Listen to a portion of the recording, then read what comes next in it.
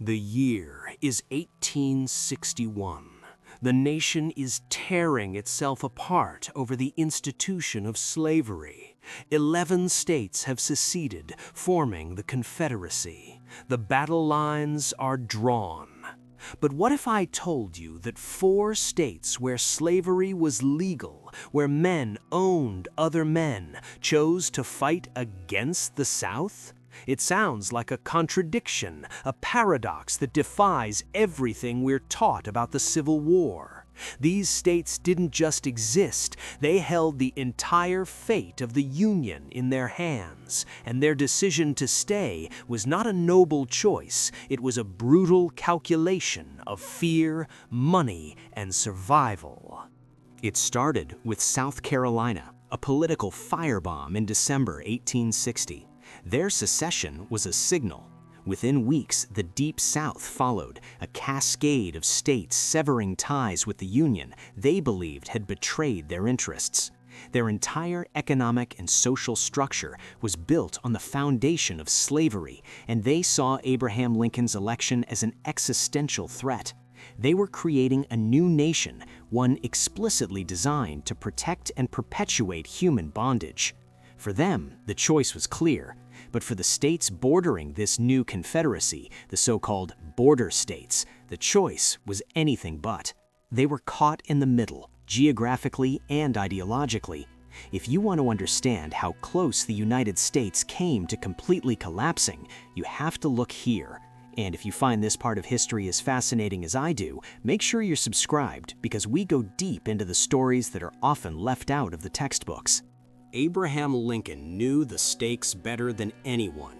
He wasn't just worried about losing the border states, he was terrified.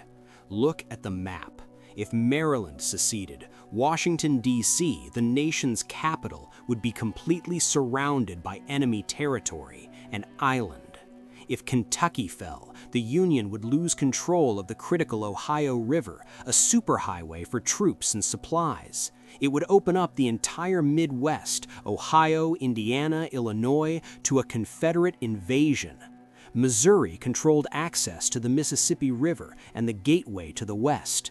Losing these states wasn't an option, it was checkmate. Lincoln famously said, "I hope to have God on my side, but I must have Kentucky." He wasn't being poetic, he was stating a cold, hard strategic fact. The entire war could be won or lost before a single major battle was even fought, right here in these 4 divided states. Let's start with the easiest piece of the puzzle, Delaware. While technically a slave state, slavery was already a dying institution there by 1860. Fewer than 2% of the black population in Delaware was enslaved. The state's economy wasn't built on cotton or tobacco plantations. It was industrial.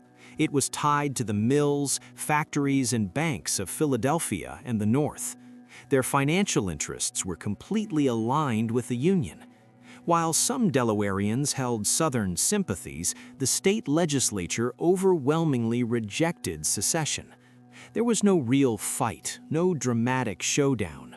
Delaware's choice was a business decision, a pragmatic move that reflected its economic reality. It was the first border state to make its position clear, but it was also the least representative of the brutal tug-of-war to come. Now, Maryland. This was the real flashpoint. This was where the Union could die in its crib. All the rail lines from the populous, powerful Northeast to Washington, D.C. passed through one city, Baltimore. And Baltimore was a hotbed of pro-Confederate sentiment. If Maryland seceded, or even if it just blocked those rail lines, the capital would be cut off, isolated, and indefensible. The new government could be captured and the war would be over. The pressure was immense. The state's governor, Thomas Hicks, tried to play for time, refusing to call the legislature into session, knowing they would likely vote to secede. But events on the ground were spiraling out of his control. The city was a powder keg, and the fuse was about to be lit.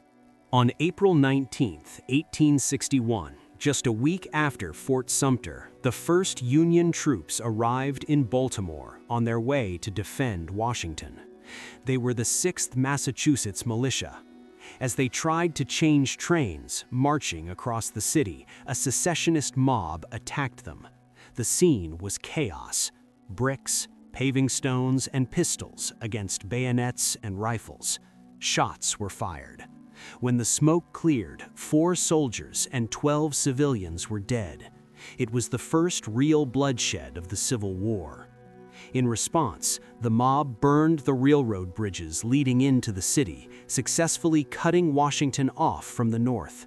For nearly a week, Lincoln and his government were trapped, with no reinforcements, no supplies, and no communication.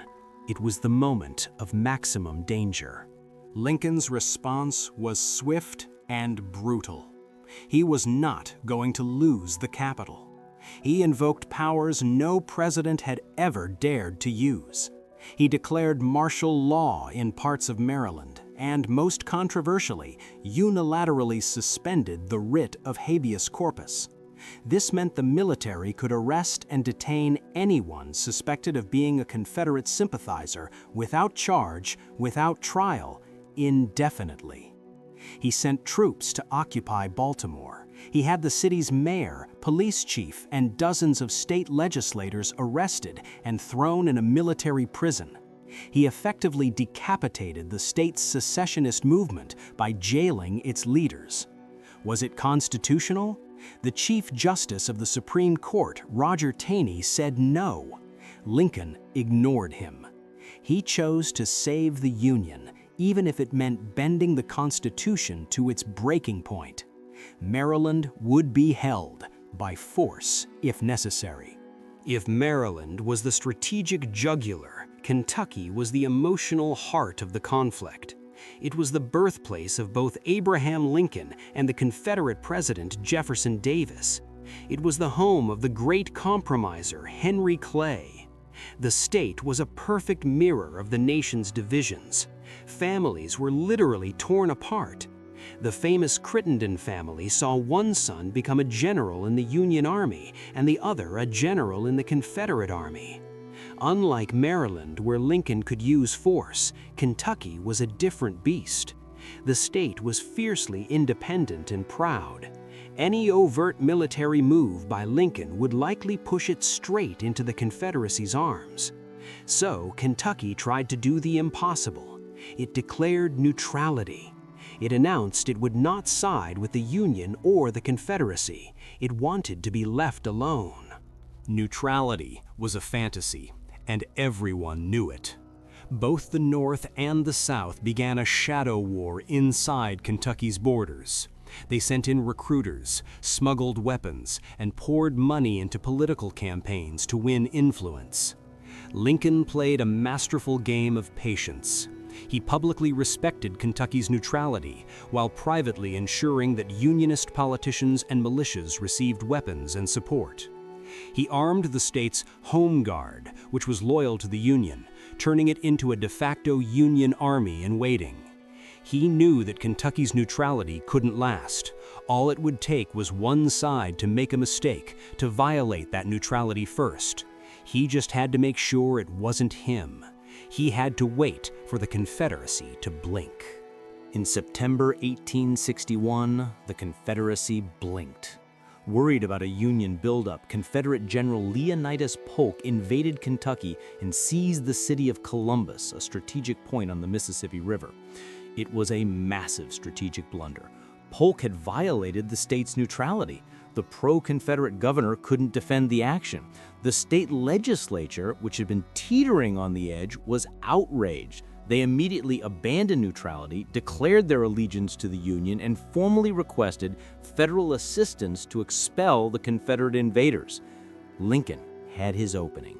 He had won Kentucky without firing a shot, simply by letting his opponent make the first illegal move.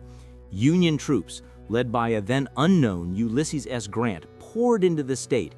Kentucky would become a bloody battleground, but it would be as a member of the United States.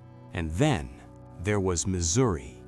If Kentucky was a divided heart, Missouri was a schizophrenic nightmare.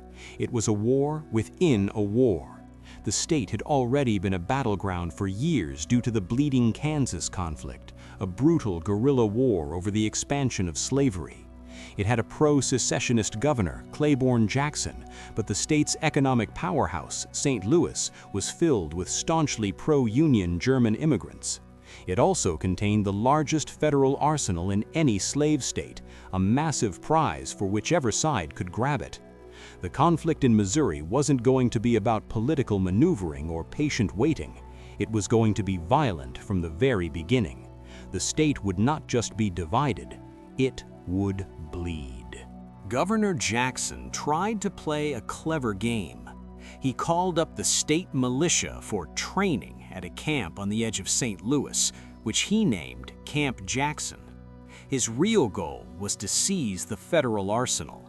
But the Union commander in St. Louis, Captain Nathaniel Lyon, was a fiery, uncompromising abolitionist. He wasn't going to wait for an attack.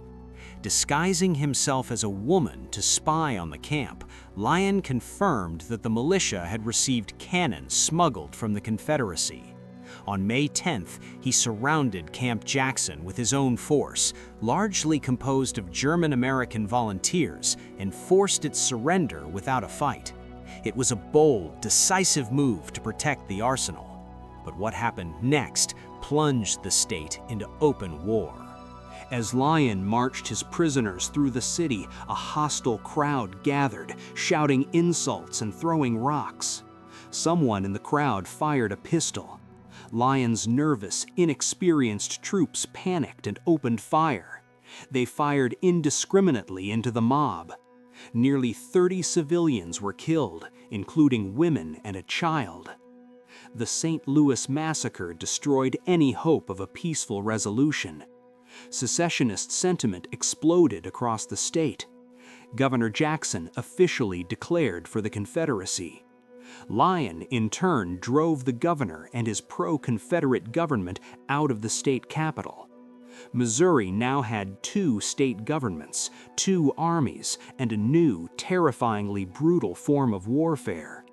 This wasn't a war of neat battle lines. It was a savage conflict of neighbors, of ambushes and assassinations that would define Missouri for the next 4 years. So we've seen the individual stories: Delaware's business sense, Maryland's forced submission, Kentucky's violated neutrality, and Missouri's violent implosion. But what were the common threads that tied their fates to the Union? The first, and perhaps most important, was economics. Unlike the Deep South, which was a near monoculture of cotton dependent on slave labor, the border states had diversified economies. They sold more of their goods, hemp, grain, livestock, tobacco, to the north than to the south. Their trade flowed along the Ohio and Mississippi rivers and on the railroads that connected them to Philadelphia, Cincinnati, and Chicago. Seceding meant severing their primary economic lifelines. It meant financial suicide. For many, loyalty followed the money, and the money flowed north. The second common thread was the nature of slavery itself. While slavery was legal and morally abhorrent in all these states, it didn't dominate the culture and economy in the same way it did in, say, Alabama or Georgia.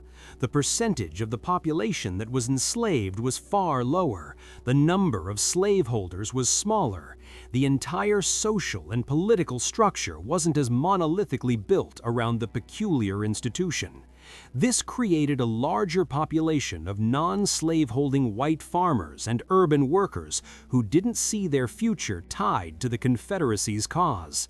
They had less of a direct investment in the system the South was fighting to protect.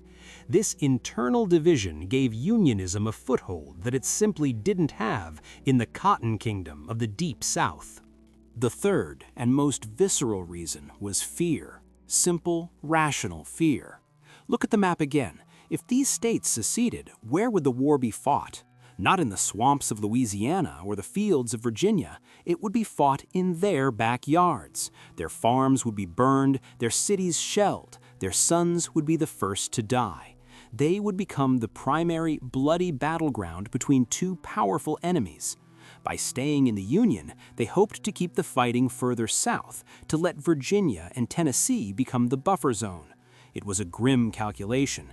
They knew a war was coming, and they desperately wanted the devastation to happen to someone else, somewhere else.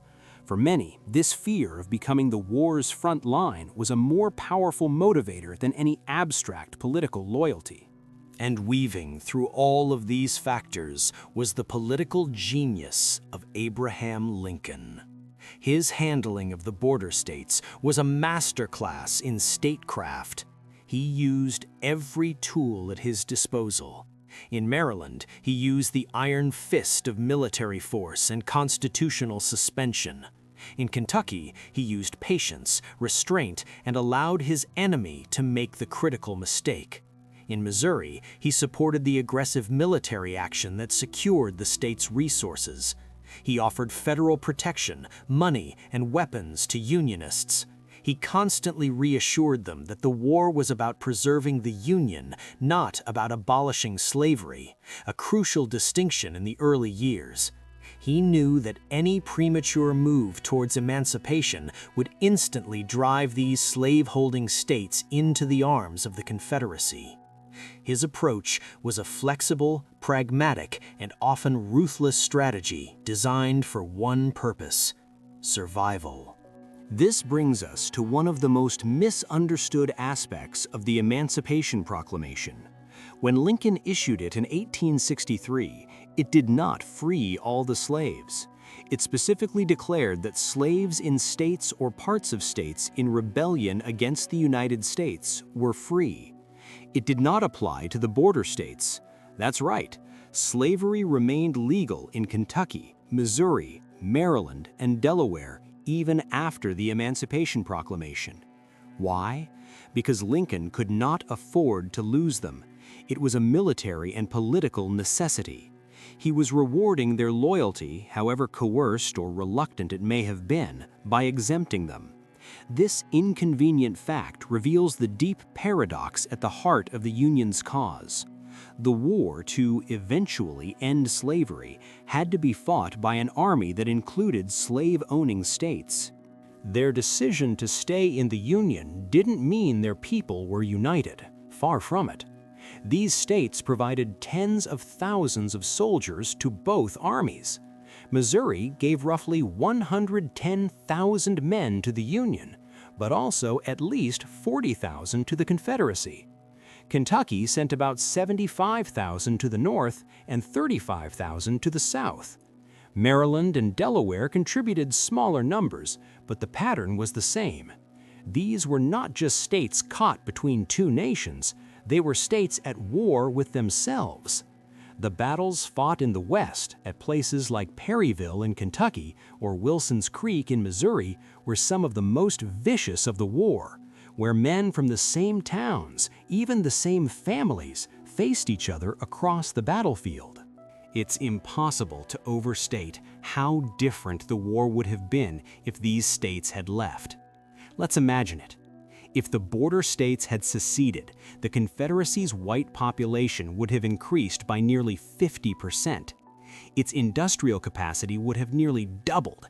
It would have gained thousands of miles of strategic river and rail lines. As we've said, Washington, D.C. would have been immediately lost. The war would have been fought in Ohio and Pennsylvania, not Virginia and Tennessee. Most military historians agree that the Union simply could not have won the war under these conditions. The loss of the border states would have been a fatal blow. The United States as we know it would have ceased to exist. It's that simple. Even though they were exempt from the Emancipation Proclamation, the presence of the Union Army within their borders accelerated the end of slavery anyway. The institution began to crumble from within. Thousands of enslaved men fled their owners and joined the Union Army, fighting for their own freedom. The federal government's pressure was immense. By 1864, both Maryland and Missouri, through new state constitutions, had abolished slavery on their own. Delaware and Kentucky, however, stubbornly held on to the bitter end. In a final, shocking act of defiance, they rejected the 13th Amendment. Slavery only officially ended in Kentucky and Delaware when the amendment was ratified by the rest of the nation in December 1865, months after the war was over. They were forced to give it up. The end of the war did not bring peace to the border states. In many ways, their post-war experience was more complex and bitter than anywhere else. Because they had never officially left the Union, they weren't subjected to Reconstruction like the states of the former Confederacy.